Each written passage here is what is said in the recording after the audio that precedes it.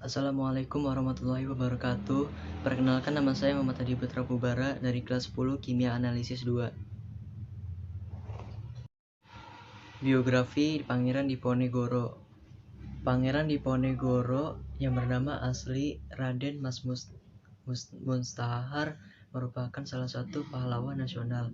Namanya dikenang dalam buku-buku sejarah karena pernah memimpin Perang Diponegoro atau Perang Jawa yang berlangsung mulai 1825 sampai 1830. Ia adalah anak lelaki paling tua dari keturunan Sultan Hamengkubuwono IV atau Raden Masuraja. Sedangkan nama ibunya adalah R.A. Mangkarawati, seorang permaisuri raja. Kendati merupakan anak sultan, ia tidak ingin hidup dengan segala kemewahan yang biasa dirasakan keluarga kerajaan.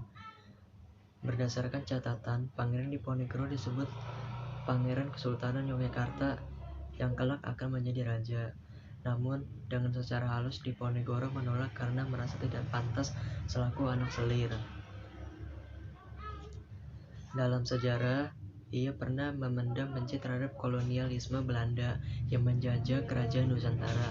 Dalam hal ini terkait Kesultanan Yogyakarta, ketika Sultan Hamengkubuwono IV atau Raden Mas Ibnu Jarot naik tahta di usia 10 tahun, Belanda ikut campur urusan politik kerajaan peninggalan ayahnya hingga membuat Diponegoro naik pitam. Terkait hal ini, Sagimun dalam Pahlawan Dipanegara Berjuang 1965.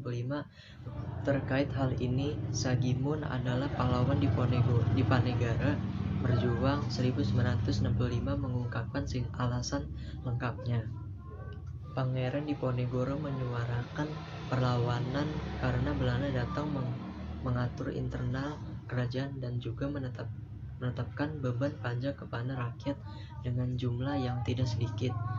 Selain benci Belanda, ia juga diklaim tidak suka dengan bangsa Tionghoa yang ada di Jawa.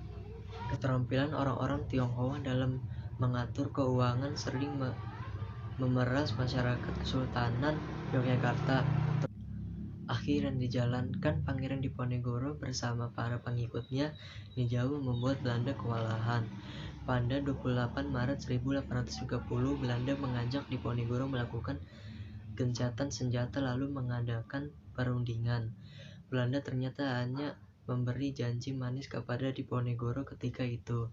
Penjajah tersebut bukan mengadakan perundingan, namun malah menangkap pangeran yang datang tanpa membawa senjata. Saat itu, Perang Diponegoro pun dikatakan sudah sampai pada akhir perjuangannya karena pemimpinnya berhasil ditahan di Batavia hingga 3 Mei 1830. Pangeran Diponegoro setelah itu diasingkan ke Manado, lalu dipindahkan ke Makassar. Melengkapi itu, tahun 1833 di Makassar, Benteng Rotterdam Diponegoro hidup bersama istri, 2 anaknya, dan 23 pengikutnya.